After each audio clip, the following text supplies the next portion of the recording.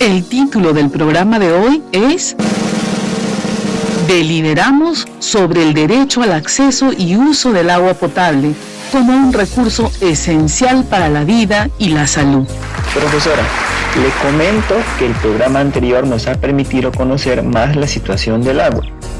Todo lo que vayan trabajando va a ayudarles para diseñar la cartilla, la cual incluirá su propuesta de acciones para ejercer el derecho de acceso al agua potable, que como ya saben es el producto final de toda la experiencia de aprendizaje. ¿Y qué haremos hoy, profesora Gladys? El propósito de nuestro programa es deliberamos sobre los aspectos fundamentales que implican el derecho al agua a partir de fuentes confiables y principios democráticos. Arribaremos a consensos que contribuyan a comprender este asunto público. Bien, entonces empecemos. ¿Recuerdan que en la presentación de la experiencia 5 comprendimos que tenemos desafíos comunes? Uno de ellos es el ejercicio de nuestros derechos. Sí lo recordamos, profesora. Esos desafíos pendientes nos impulsan a ejercer nuestra participación ciudadana. Considero que el acceso al agua es importante. Vamos a dar entonces nuestro primer paso. Identificaremos el problema. Para ello, dialoguen en casa con el adulto que los acompaña acerca de ¿por qué creen que es importante el agua para la vida y la salud? ¿Cómo utilizan ustedes el agua en sus comunidades? Con el agua nos aseamos, cocinamos, lavamos nuestra ropa y regamos nuestras chacras. El agua sirve para todo. Le da vida a mi comunidad. Yo estoy en la selva. Aquí hay muchas lluvias. Con lo que me cuentan, voy conociendo un poco más acerca de sus vivencias cotidianas. Para seguir identificando el problema, revisaremos un fragmento de la nota periodística titulada El derecho humano al agua y el saneamiento, del Programa de Agua y Saneamiento de la Organización de las Naciones Unidas, ONU.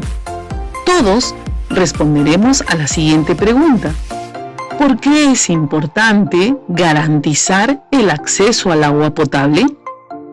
Tomen apuntes de las ideas principales. Pedro, ¿podrías ayudarme con la lectura? Sí, profesora. El 28 de julio del año 2010, la Asamblea General de las Naciones Unidas declaró mediante la Resolución 292 el acceso seguro a un agua potable salubre y al saneamiento como un derecho humano fundamental para el completo disfrute de la vida y de todos los demás derechos humanos. Es importante garantizar el acceso al agua potable porque sin el agua no podríamos realizar nuestras actividades diarias, como bañarnos, cocinar los alimentos, lavar la ropa, regar las chacras, dar de beber a los animales y muchas cosas más.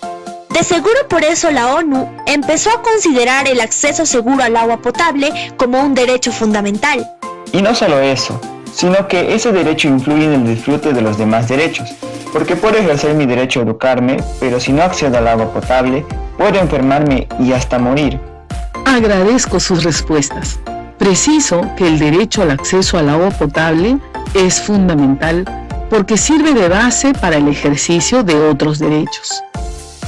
Bien, ahora escucharemos la lectura del texto titulado El derecho al agua, extraído del folleto número 35 de la Oficina del Alto Comisionado para los Derechos Humanos de las Naciones Unidas. La lectura es un poco extensa, así que vamos a trabajarla por partes. Recuerden tomar apuntes de las ideas que consideren importantes. Por favor, Fátima, ayúdame con la lectura de la primera parte. Bien, profesora, voy a empezar.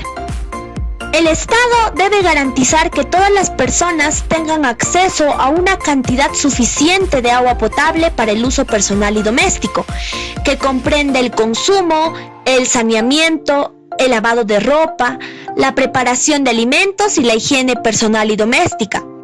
También debe asegurar el acceso progresivo a servicios de saneamiento adecuados, como elemento fundamental de la dignidad humana y la vida privada, y la protección de la calidad de los suministros y los recursos de agua potable. Analizando la lectura, daremos el segundo paso.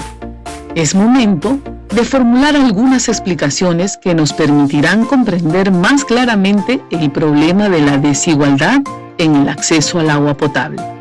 El acceso al agua potable va de la mano con el servicio de saneamiento. ¿A qué se refiere el saneamiento? Nunca había escuchado eso del saneamiento, pero dicen que se relaciona con la dignidad y la vida privada. Yo tampoco sé qué es el saneamiento. No se preocupen. Si no tienen la respuesta para aclarar las dudas que les surgen sobre el saneamiento, les formulo a todos las siguientes preguntas. Cuando usamos el agua potable, ¿qué generamos o producimos? ¿A dónde va todo lo que generamos? Me parece que generamos agua sucia cuando nos bañamos o lavamos la ropa, y excremento cuando usamos el baño. Pero no todos mis vecinos aquí en Iquitos tienen silo como yo.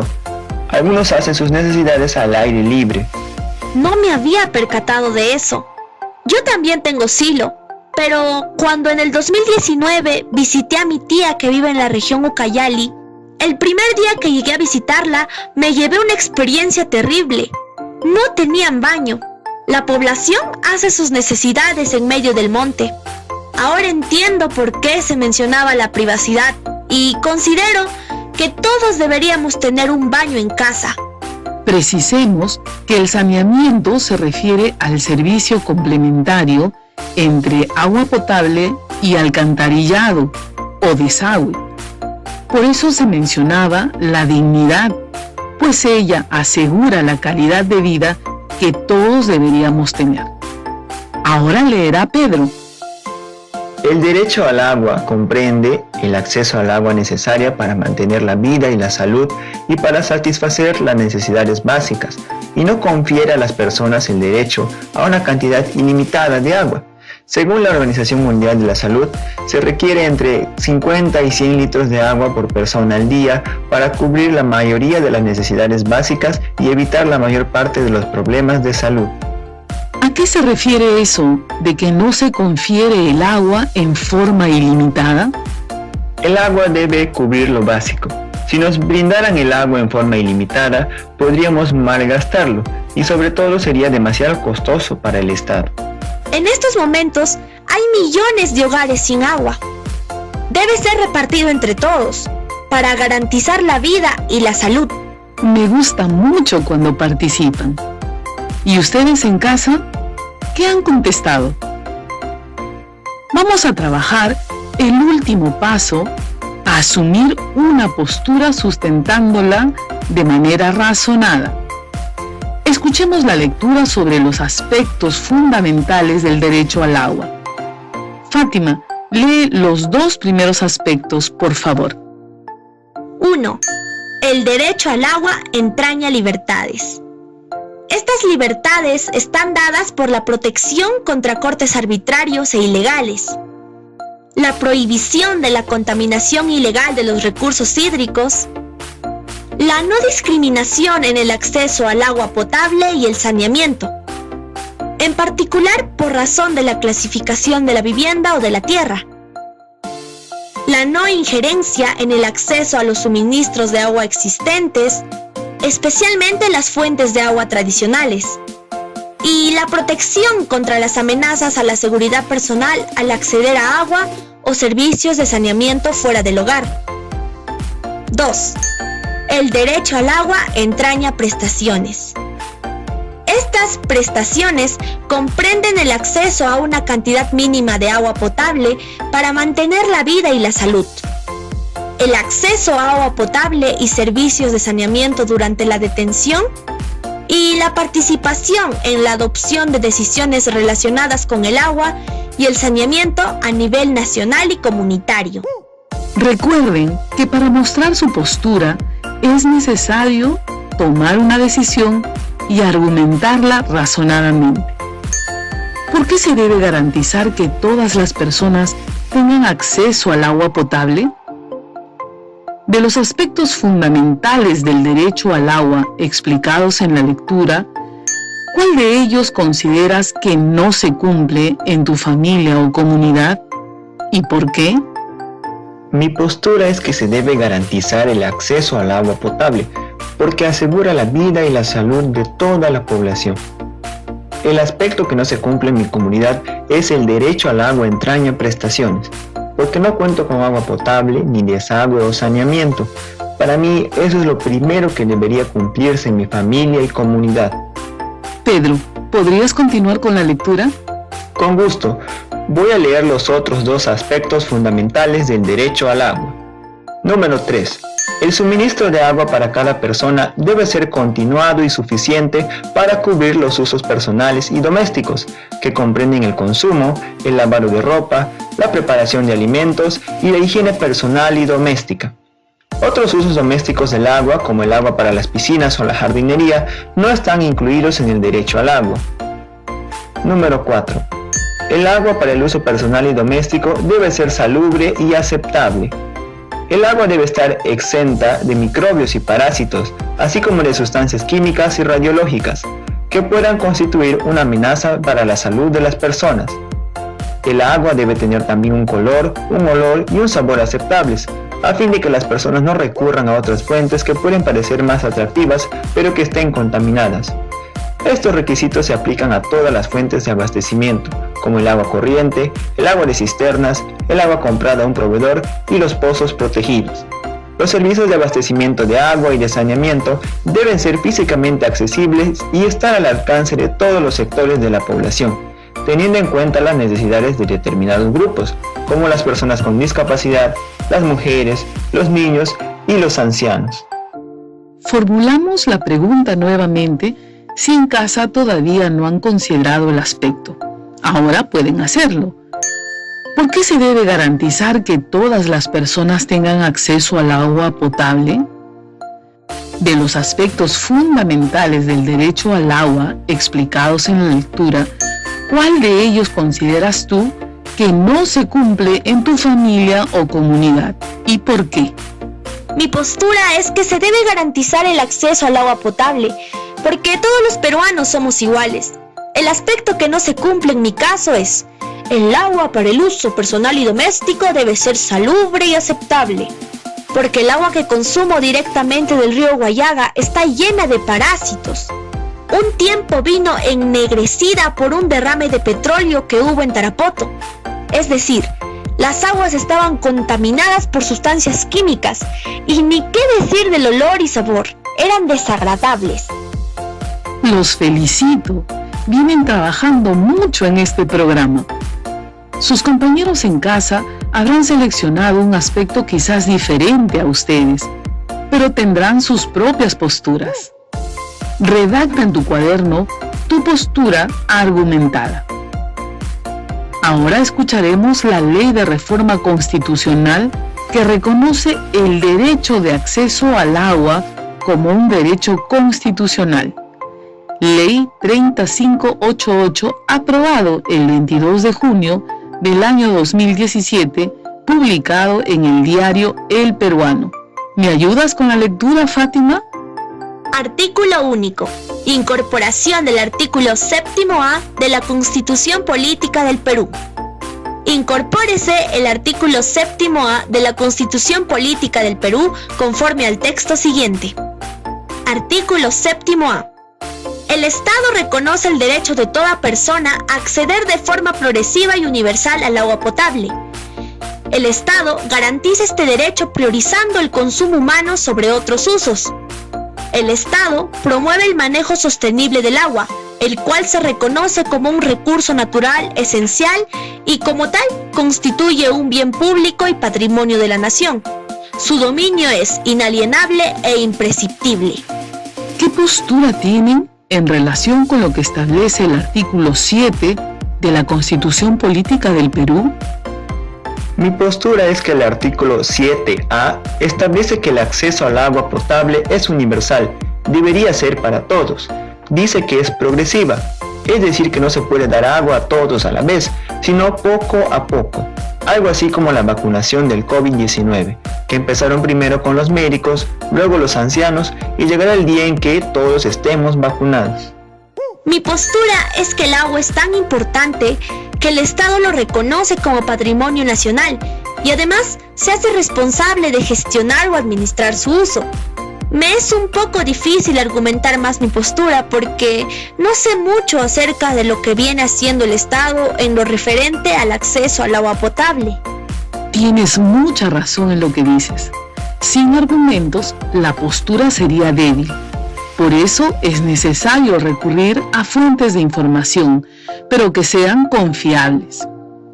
Vamos a precisar entonces que el Estado ha venido implementando diversas instituciones orientadas a gestionar adecuadamente el acceso al agua potable, tales como la Autoridad Nacional del Agua, ANA, encargada de establecer los procedimientos para la gestión integrada y sostenible de los recursos hídricos en beneficio de los usuarios de agua y población en general, de manera oportuna y eficaz.